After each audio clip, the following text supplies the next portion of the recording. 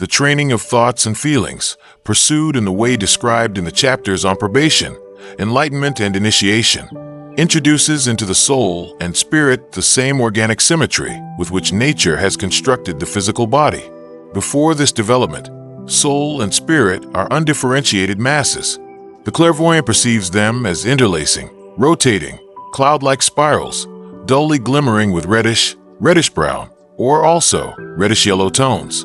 After this training, they begin to assume a brilliant yellowish-green or greenish-blue color and show a regular structure. This inner regularity, leading to higher knowledge, is attained when the student introduces into his thoughts and feelings the same orderly system with which nature has endowed his bodily organs, so that he should see, hear, digest, breathe, speak, etc. Gradually he learns to breathe and see with his soul, to speak and hear with the spirit. In the following pages, some practical aspects of the higher education of soul and spirit will be treated in greater detail. They are such that anyone can put into practice, regardless of the other rules, and thereby be led some distance further into spiritual science. A particular effort must be made to cultivate the quality of patience. Every symptom of impatience produces a paralyzing, even a destructive effect on the higher faculties that slumber in us. We must not expect an immeasurable view into the higher worlds from one day to the next, for, under such conditions, we shall assuredly be disappointed. Contentment with the smallest fragment attained, repose and tranquility, must more and more take possession of the soul. It is quite conceivable that the student should await results with impatience, organic symmetry with physical body, but he will achieve nothing, so long as he fails to master this impatience. Nor is it of any use to combat this impatience merely in the ordinary sense, for it will become only so much the stronger. We overlook it in self-deceit, while it plants itself all the more firmly in the depths of the soul. It is only when we ever and again surrender ourselves to a certain definite thought, making it absolutely our own, that any result can be attained. This thought is as follows: I must certainly do everything I can for the training and development of my soul and spirit, but I will wait patiently until higher powers shall have found me worthy of definite enlightenment. If this thought becomes so powerful in the student that it grows into an actual feature of his character, he is treading the right path. This feature soon sets its mark on his exterior. The gaze of his eye becomes steady, the movement of his body becomes sure, his decisions definite, and all that goes under the name of nervousness gradually disappears. Rules that appear trifling and insignificant must be taken into account. For example, supposing someone affronts us. Before our training, we should have directed our resentment against the offender. A wave of anger would have surged up within us. In a similar case, however, the thought is immediately present in the mind of the student that such an affront makes no difference to his intrinsic worth, and he does whatever must be done to meet the affront with calm and composure, and not in a spirit of anger. Of course, it is not a case of simply accepting every affront, but of acting with the same calm composure when dealing with an affront against our own person, as we would if the affront were directed against another person, in whose favor we had the right to intervene. It must always be remembered that this training is not carried out in rough outward processes, but in subtle, silent alterations in the life of thought and feeling. Patience has an attractive, impatience a repellent effect on the treasures of the higher knowledge. In the higher regions of existence, noticing can be attained by haste and unrest. Above all things, desire and craving must be silenced, for these are qualities of the soul before which all higher knowledge bashfully withdraws. However precious this knowledge is accounted, the student must not crave for it or anticipate the time of its coming in. If he wishes to have it for his own sake, he will never attain it. This requires that he should be honest with himself in his innermost soul. He must in no case be under any illusion concerning his own self. With a feeling of inner truth, he must look at his own faults, weaknesses, and unfitness full in the face. The moment he tries to excuse to himself any one of his weaknesses, he has placed a stone before him on the path, which is to lead him upward. Such obstacles can only be removed by self-enlightenment. There is only one way to get rid of faults and failings, and that is by a just recognition of them. Everything slumbers in the human soul and can be awakened. A person can even improve his intellect and reason if he quietly and calmly makes it clear to himself why he is weak in this respect. Such self-knowledge is, of course, difficult, for the temptation to self-deceit is immeasurably great. Anyone making a habit of being truthful with himself lays open the portal leading to a deeper insight. All curiosity must fall away from the student. He must rid himself as much as possible of the habit of asking questions merely for the sake of gratifying a selfish thirst for knowledge. He must only ask when knowledge can serve to perfect his own being in the service of evolution. Nevertheless, his delight in knowledge and his devotion to it should in no way be weakened.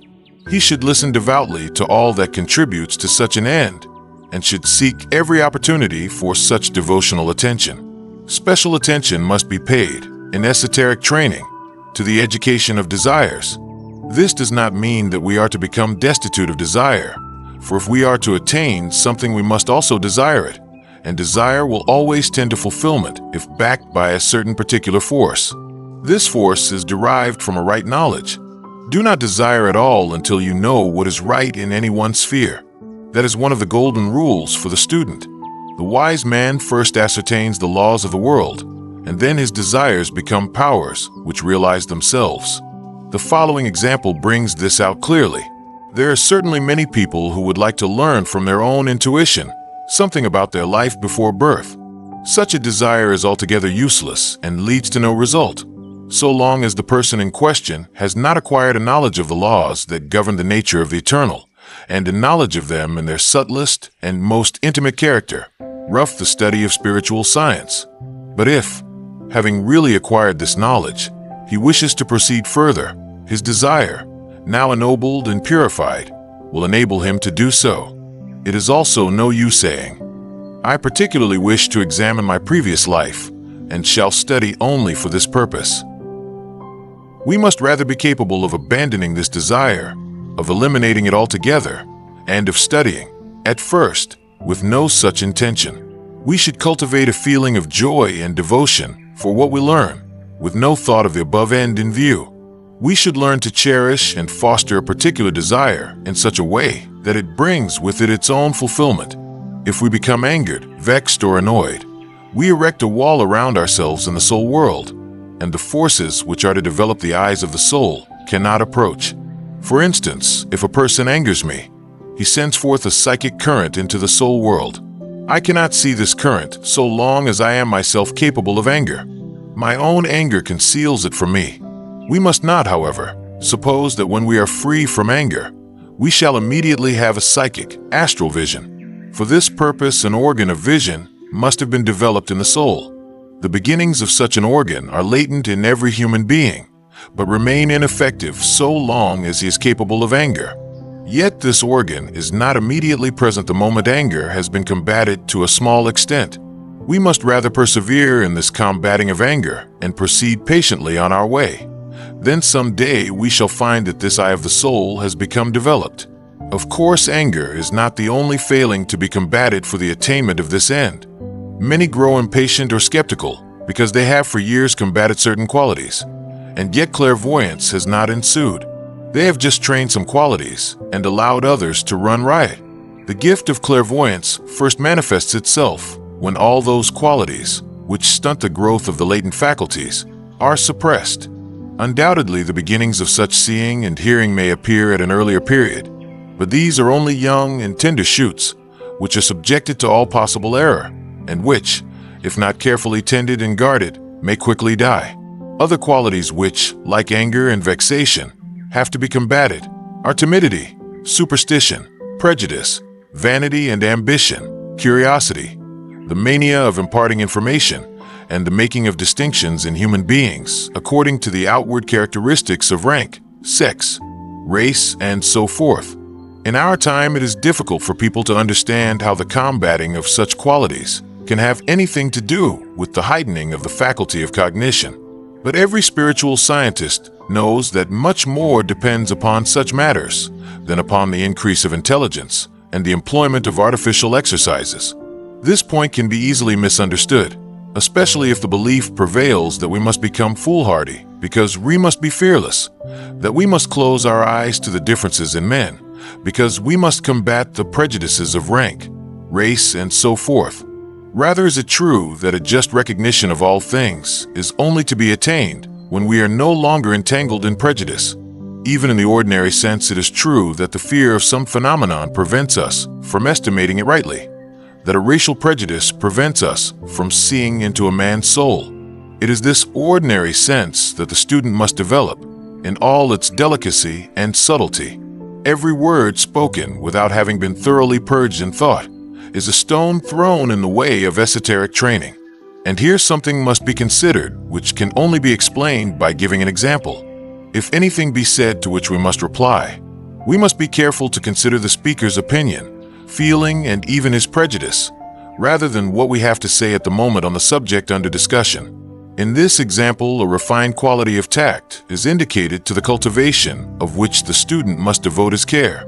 He must learn to judge what importance it may have for the other person if he opposes the latter's opinion with his own. This does not mean that he must withhold his opinion. There can be no question of that, but he must listen to the speaker as carefully and as attentively as he possibly can, and let his reply derive its form from what he has just heard. In such cases, one particular thought recurs ever and again to the student, and he's treading the right path if this thought lives with him to the extent of becoming a feature of his character. This thought is as follows: the importance lies not in the difference of our opinions, but in his discovering what is right if I contribute something towards it. Thoughts of this and similar nature cause the character and the behavior of the student to be permeated with the quality of gentleness, which is one of the chief means used in all esoteric training. Harshness scares away the soul pictures to be evoked by the eye of the soul. Gentleness clears the obstacles away and unseals the inner organs.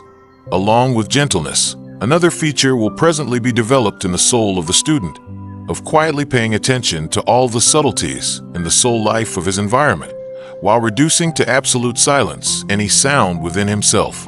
The soul life of his environment will impress itself on him in such a way that his own soul will grow, and as it grows, become regular in its structure, as a plant expanding in the sunlight. Gentleness and patient reserve open the soul to the soul world, and the spirit to the spirit world. Persevere in silent inner seclusion. Close the senses to all that they brought you before your training. Reduce to absolute immobility all the thoughts which, according to your previous habits, surged up and down within you. Wait in patience, and then tile higher worlds will begin to fashion and perfect the organs of sight and hearing in your soul and spirit. Do not expect immediately to see and hear in the world of soul and spirit, for all that you are doing does but contribute to the development of your higher senses, and you will only be able to hear with soul and spirit when you possess these higher senses. Having persevered for a time in silent inner seclusion, go about your customary daily affairs, imprinting deeply upon your mind this thought: some day, when I am ready, I shall attain what I am to attain, and make no attempt to attract forcefully any of these higher powers to yourself. Every student receives these instructions at the outset. By observing them, he perfects himself. If he neglects them, all his labor is in vain, but they are only difficult of achievement for the impatient and the unpersevering. No other obstacles exist save those which we ourselves place on our own path, and which can be avoided by all who really will. This point must be continually emphasized, because many people form an altogether wrong conception of the difficulties that beset the path to higher knowledge. It is easier, in a certain sense, to accomplish the first steps along this path than to get the better of the commonest everyday difficulties without this training. Apart from this, only such things are here imparted as are attended by no danger to the health of soul and body. There are other ways which lead quicker to the goal, but what is here explained has nothing to do with them, because they have certain effects which no experienced spiritual scientist considers desirable. Since fragmentary information concerning these ways is continually finding its way into publicity, express warning must be given against entering upon them, for reasons which only the initiated can understand. These ways can never be made public in their true form. The fragments appearing here and their call never lead to profitable results, but may easily undermine health, happiness, and peace of mind. It were far better for people to avoid having anything to do with such things. rather than risk entrusting themselves to wholly dark forces, of whose nature and origin they can know nothing. Something may here be said concerning the environment in which this training should be undertaken, for this is not without some importance. And yet the case differs for almost every individual. Anyone practicing in an environment filled only with self-seeking interests as, for example, the modern struggle for existence, must be conscious of the fact that these interests are not without their effect on the development of his spiritual organs. It is true that the inner laws of these organs are so powerful that this influence cannot be fatally injurious. Just as a lily can never grow into a thistle, however inappropriate its environment, so too, the eye of the soul can never grow to anything but its destined end, even though it be subjected to the self-seeking interests of modern cities. But under all circumstances, it is well if the student seeks, now and again for his environment, the restful peace, the inner dignity and sweetness of nature. Especially fortunate is the student who can carry out his esoteric training, surrounded by the green world of plants, or among the sunny hills, where nature weaves her web of sweet simplicity. This environment develops the inner organs in a harmony which can never ensue in a modern city. He, too, is more favorably situated than the townsman, who, during his childhood at least, was able to breathe the perfume of pines, to gaze on snow-white peaks, and observe the silent activity of woodland creatures and insects. Yet no city dweller should fail to give to the organs of his soul and spirit, as they develop, the nurture that comes from the inspired teachings of spiritual investigation. If our eyes cannot follow the woods in their mantle of green every spring, day by day, we should instead open our soul to the glorious teachings of the Bhagavad Gita, or of St. John's Gospel, or of St. Thomas à Kempis, and to the descriptions resulting from spiritual science. There are many ways to the summit of insight. The spiritually experienced could say much concerning these paths, much that might seem strange to the uninitiated. Someone, for instance, might be very far advanced on the path. He might be standing, so to speak, at the very entrance of sight and hearing with soul and spirit. He is then fortunate enough to make a journey over the calm, or maybe over the tempestuous ocean, and a veil falls away from the eyes of his soul. Suddenly he becomes a seer. Another is equally so far advanced that this veil only needs to be loosened. This occurs through some stroke of destiny. On another, this stroke might well have had the effect of paralyzing his powers and undermining his energy. For the esoteric student, it becomes the occasion of his enlightenment. A third perseveres patiently for years, without any marked result. Suddenly, while silently seated in his quiet chamber, spiritual light envelopes him. The walls disappear, become transparent for his soul, and a new world expands before his eyes that have become seeing, or resounds in his ears that have become spiritually hearing.